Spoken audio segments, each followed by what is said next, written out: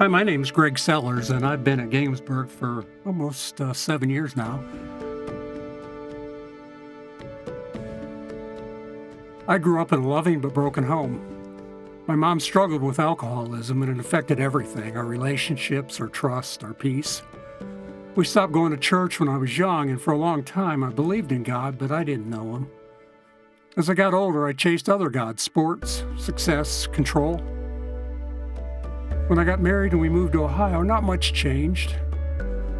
I didn't have time for church or for God. But then one small moment started to shift everything. My son asked me, "Dad, why don't you come to church with us?"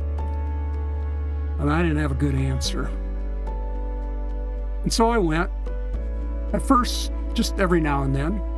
But little by little, God started softening my heart, especially when my wife got sick. She had a grapefruit-sized tumor in her stomach that the doctors told us could be malignant. We were scared. But in that valley, something unexpected happened. Our pastor prayed with us. People brought meals, mowed our lawn, watched over our kids. And what really amazed and impacted me was they didn't expect anything in return. They did it because they loved us and cared about us, and Jesus called them to do it. And that kind of grace opened my eyes. That kind of love changed everything. A few years later, I gave my life to Christ. I was 34, forgiven, reborn, and for the first time I had hope.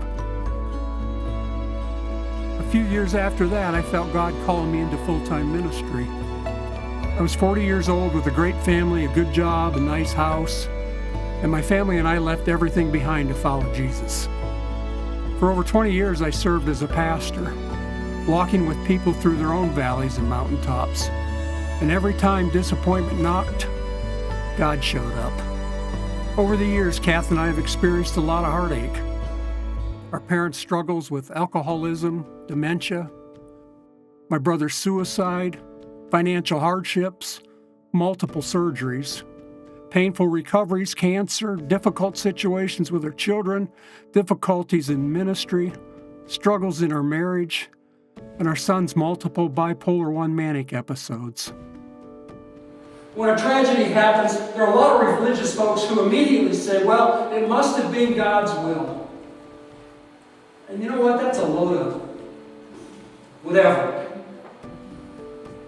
Because it's not true all the time. We have a saying in our family: God is in this. We don't always know how or when, but we learn to trust that He is, and that has changed everything. Sometimes God increases our faith. Sometimes God helped our perspectives on life. Sometimes God has used our experiences to help others who go through what we went through. Sometimes God helped us to be more grateful and generous, and I could go on and on. It doesn't always make sense in the moment, but looking back, I see the fingerprints of grace everywhere.